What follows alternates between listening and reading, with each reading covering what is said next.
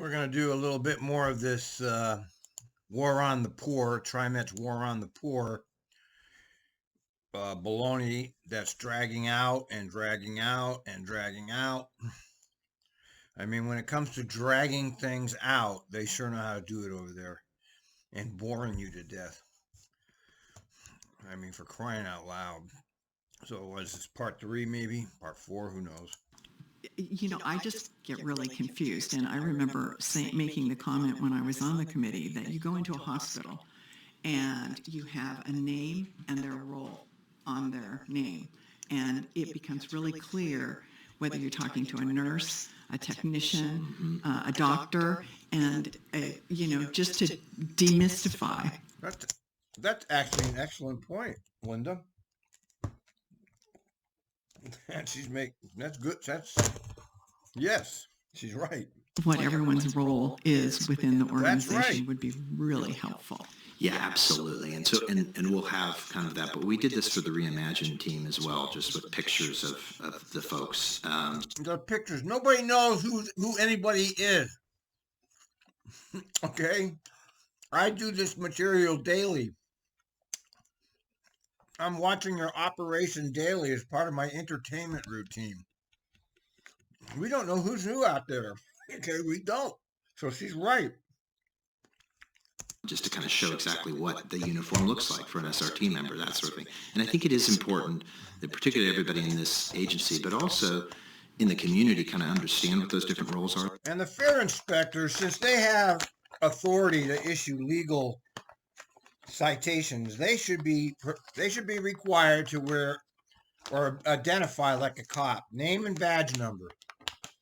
They're issuing civil summonses, and they should be required to wear some kind of identification. I know that they gave them badges in the past. I don't know if they have them anymore, but they should be required to identify when asked. Anybody who has the power to issue a civil citation or a criminal citation needs to have identifiers, okay? So you can identify who's doing it, not just from the ticket either. If people want to ask you who you are, you should be required to identify. And right now, TRIMET does not require any of these people to identify themselves. And I've had these conversations with JC too, to kind of do some more kind of communication around some of this. But I do want to say, it's not that we're trying to make the system more complex in the sense. We're very strategic with this. I think everybody understands this, but I'll just put this back out there. In 2014, your option out there may have been just a law enforcement officer, and that's just one tool, which is very specialized in a different... No, it wasn't. They've always had fair inspectors. He's lying. He's very good at lying. I can see why Sam hired him. And we moved strategically away from that to have multiple tools so that we can really meet the need at the right, with the right tool. And I think everybody understands. Listen to that garbage. We have multiple tools so we can meet the need with the appropriate tool. What garbage? It's garbage. So that's why we have various different folks out there doing various different functions, because we think that serves our community better. See how he didn't answer the question? He evaded the question completely. So, and we'll bring that up at the end of this month too. We'll bring that up. Yeah, good job evading her question and her point. Whoever the hell you are. Director Bauman? So Simmons didn't fall. She asked a very reasonable question. She had a very good point. He didn't answer her. And she didn't follow up. We see this every time, man. Every time a director makes a good point and the executive evades it, they don't follow up. We see it over and over and over. Oh.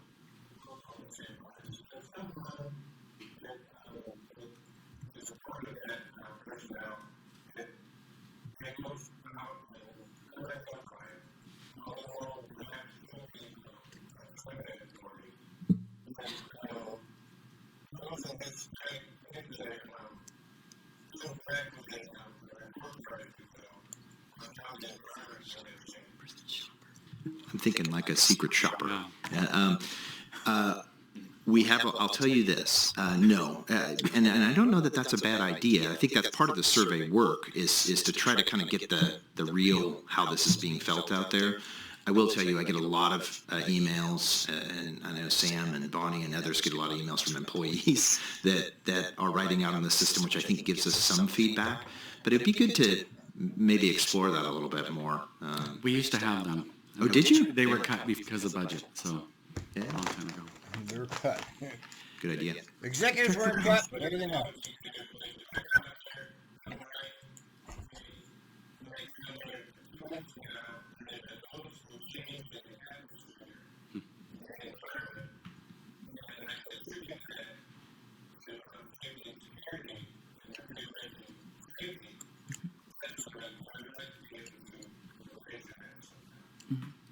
There's no change in the environment, everybody.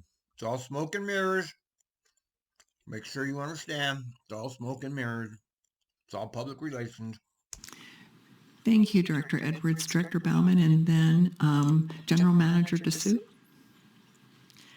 I just wanted to follow up on John Gardner's comments about decriminalizing fair enforcement. There was a committee that I was on that included community members that kind of created the administrative system that's in place now. And I think pre-COVID we had a presentation about kind of with statistics, how many people use community service, how many folks kind of how this administrative enforcement played out, and perhaps it's timely for another. Yeah, I want to see that. Yes, please. See, now, in this situation, they ask for something. The executives say they're going to do it, and then we never hear again from it. We never hear it again in a future meeting. I've been watching these meetings long enough to know that this is how it works. She's making a good point. She wants some good information. They'll tell her. He hasn't given the answer, but I'm sure he's going to tell her that, yes, we will do this for you and bring it back, but we'll never hear about it again. Kind of update for the board on how the system works and kind of what the data is. Thank you. General Manager DeSue. What, they didn't even answer her? They didn't even say, yeah, we'll get that back to you? Totally agree on the decriminalizing. Just want to thank John, Director Way, TI, all the teams that got together during all of the protests, from George Floyd all the way up through COVID, and to get us decriminalized. I'm going to tap the COO and the Director of Safety and Security, and we're going to come back to you to give you a full breakdown of our security personnel. And let's go ahead and target for the October board meeting, if that's okay with you, to give you that ecosystem breakdown as you. Yeah, let's hear it. Let's see if you can. Well, I think it'd be beneficial since there's some. Try to remember that. See if they actually come back. I'll remember. Okay. Let's see here. Let me see. I'm trying to look this up here. What's the date on this?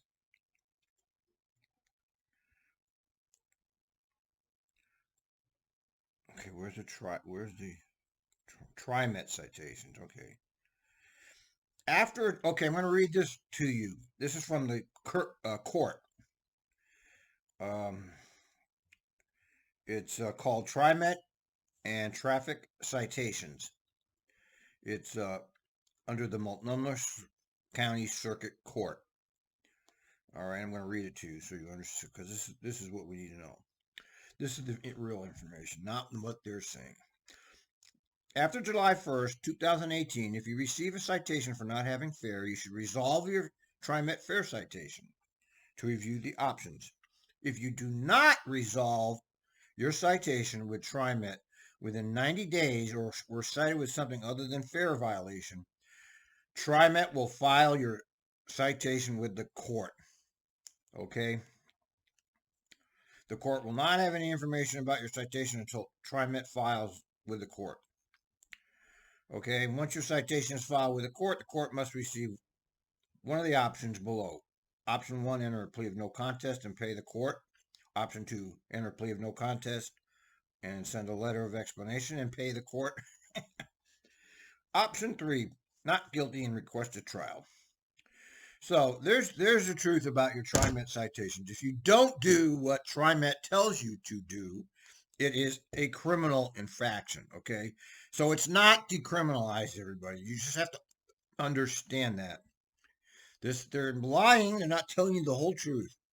Questions about what aspects of security are part of operations and what aspects are not. That would be also helpful. Are there any other questions? Well, we ended sooner than 90 minutes by 25 minutes. So we can do one of two things. We could take a break and come back sooner. I don't know when lunch is being delivered. Okay, let's take a break and let's have an early lunch. And I've indicated that our ending time is subject to being earlier, and I'm sure many of you would like that. So why don't we take a break now and reconvene in an hour, let's say at 12:30. I didn't understand that, Director Edwards.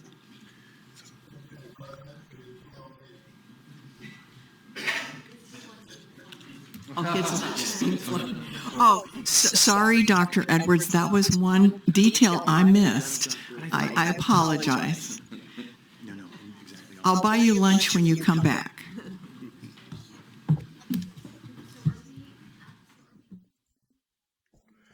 All right. Let's see. Well, maybe we can just stop. How far have we gone? That was an interesting little segment here. Okay, let's keep going. It's not long enough. All right, good. I'm glad. That's 4 hours, and luckily there's a lot of dead space here because I don't want to hear all this. Oh yeah. Look at all this dead space here.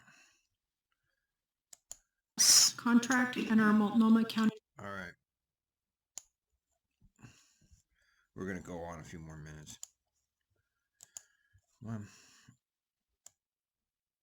Great, thank you, Director Simmons. So the question is that if we had actually collected the 18 plus million on the fare evasion, how would that have changed our fare box recovery ratio? The answer is it would have increased that ratio by 4.5%. So what? 4.5% increase. The second question was within our operating costs, and we have that word security in there. What do we specifically mean by security? That includes our G4S contract and our Multnomah County agreement, specifically the customer safety supervisors. Okay, just those two items. Thank you. What? Mr. Van Anna, did you have? Yeah, I just had a little quick clarification. The fare evasion survey was only done on MAX. That does not include our bus system, so just MAX. Okay. Open system presents all kinds of opportunities, particularly on the bus. Okay. So we're going to begin with this afternoon's information, and I want to bring to your attention that there's a lot of discussion in Portland and really across the country about why not make fares free.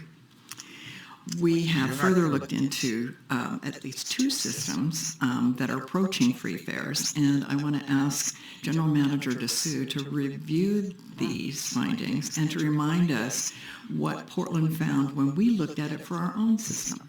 So, General Manager DeSue. So thanks, President Simmons and Board. Thank you. I know that there's been a push to make fares free. Actually, I met with a group. Now, if they were serious about equity, this would be the first thing they would do. But equity is just a propaganda word. Inclusion is a propaganda word.